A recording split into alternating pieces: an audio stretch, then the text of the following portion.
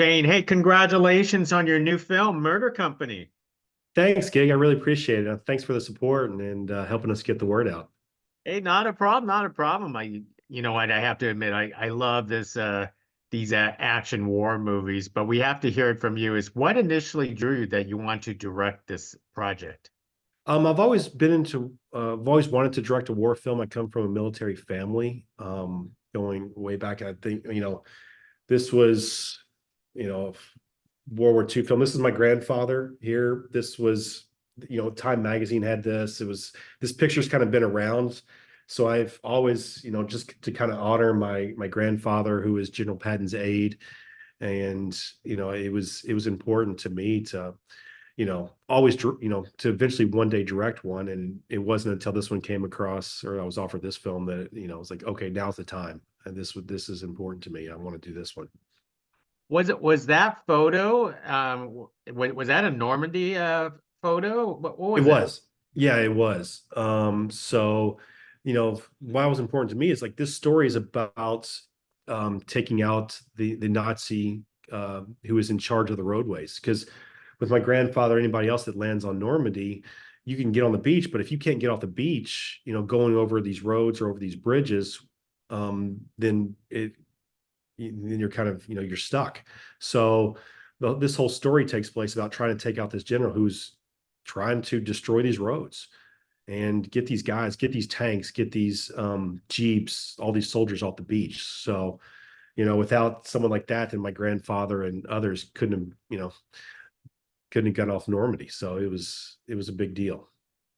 That is actually amazing, and it's always funny is when you watch these war movies, they always say it's based off a true story. So the true story is we're taking out Nazis who, with the roadways in this case.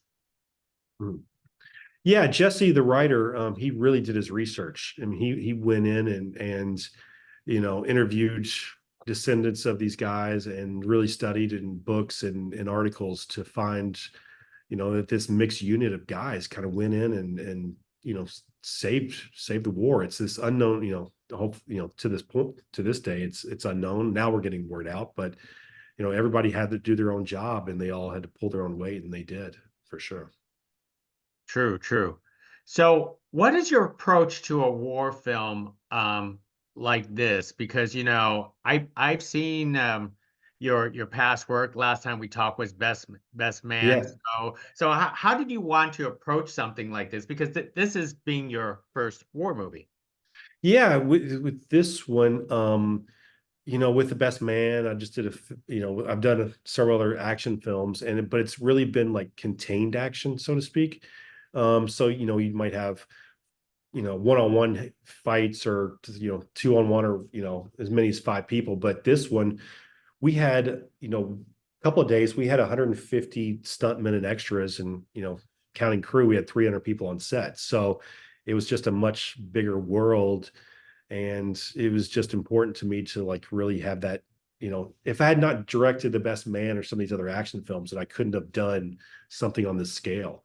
And it was just very important to me to to show that, and to show that when 150 people are coming at these five or six soldiers, that it really is this, as opposed to like shooting some here and then shooting some here, and with the same soldiers and moving around. We really had 150 extras or slash stuntmen. So if something, if some of these soldiers die over there, then they're out. We're not going to repurpose them and put them on a different hill. It's like, wait, that's the same guy. I don't get that. It's like, no, this really was 150 soldiers coming at these guys.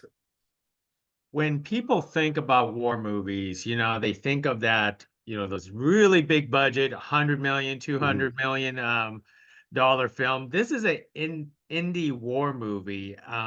Tell us about the challenges and how you try to overcome the challenges to make it still look like a war movie without, the hundreds and 200 millions of dollars. Yeah, I mean, the first thing, well, shooting in Bulgaria helped out tremendously, because they shoot, Millennium Studios are over there. So I walked onto their lot, and, I had the choice of 10 different trucks or Jeeps or these uniforms and all these guns. So we had everything right there. So that helped out immensely. I mean, the biggest challenge, though, of of going there was the language barrier. We have 150 soldiers or extras, and 75% didn't speak any English. So trying to talk to these guys and get them in the right places, and that was definitely a challenge, for one. But also, we shot this in 12 days. So trying to, with the scope of this was, we were at the top of mountains, ski mountains, but yet then we'd be 2 hours in the opposite direction, and we'd be in an abandoned hospital for one of the scenes, and we'd be in these fields that were an hour away. So I wanted to feel like these rock formations that they climb over. I mean, I wanted to feel like these guys walked 100 miles because of the different terrain, whether it's, kind of feels like these open fields or deserty, and, some, very lush, the terrain it was important to me to felt, to match, not only what these guys went through, but also that it feels like a larger scope film than it was, because some of these battle sequences would take 12 days to shoot, or should have, and we had the whole film to do that. That's actually amazing. 12 days to shoot that. So that means that you had to do a lot of prep time for location scouting, or even getting Yeah, the costumes or even the vehicles right for a production like this before the shoots. 100%. That was the good thing. If you're going to get, it seems like all these films are going 10 or 12 or 15 days, when they used to be, the same films would be 25. Now it's, as long as we have the prep time, and we were able just to go in and spent 2 or 3 days. There's a big battle sequence when we had the 300 people or 150 soldiers. I mean, I was there myself, by myself for one full day there, and just kind of mapping it out. Then I bring the DP, and then I bring the stunt coordinators on different days. So we had about a week in pre-production to like really sit down and plan this out, and then these other scenes. So thank goodness, it was 12 days, but we did have a month, or 4 weeks of prep, which was key. Now let's not forget to talk about your ensemble cast led by Kelsey Grammer. I mean, this is a pretty awesome cast. After watching this film. Yeah, I mean, I came on board, Kelsey was already on, so I was fortunate, that definitely helped me say yes for him. I mean, I've had other directors and writers and actors that have worked with him. Pooch Hall, that's in this film's worked with him before. And, I cannot speak highly enough of Kelsey. I mean, he's just an amazing man. And, he treats everybody the same. He shows up on set, he wants to, gig, where you from? I want to hear about, tell me about your family. He wants to talk to everybody there. And I think that was key. And our whole set, I'd worked Pooch Hall, Jalone Vanover. I've known these guys for 20 or 25 years. And, it was a real sense of family. So we would finish shooting for the day, then the whole cast would go out and we'd have dinner together, or we'd have an off day and go hiking or go have dinner or drinks or whatever it was, and just tour around the city together. And other films you do, it's like, they would scatter, you didn't want to hang out with the others. But this one, it was kind of inherent in all of us that, like, let's spend our off time. Let's go to the movies together. We have an off day. And that was key for sure. Most excellent. Shane, one more thing about your production. I want to know how you actually handle like shooting and explosive effects, in a war movie. You're doing so many action films, and I know sometimes, explosions is very expensive in its own way, whether it's to decide to do practical or CGI in a lot of these cases.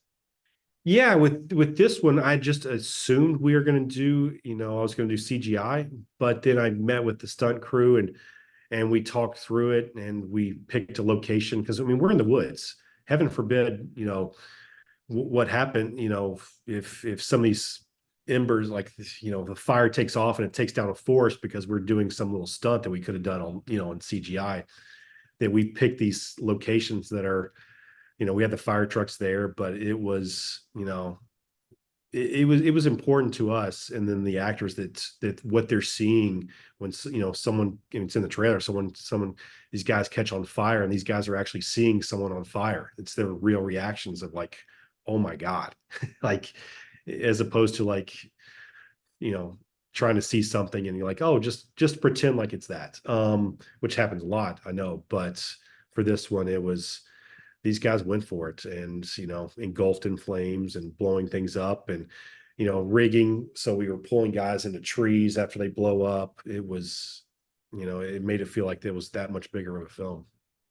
Well, you know what? You made your grandfather proud of Oh, for thank you. directing this film, and I'm certainly everyone will love this film. So, Shane, thank you very much for carrying this conversation for Murder Company, and hopefully we get to do this again. Yeah, we'll do it again soon, I'm sure. Thanks, Gig. Appreciate it.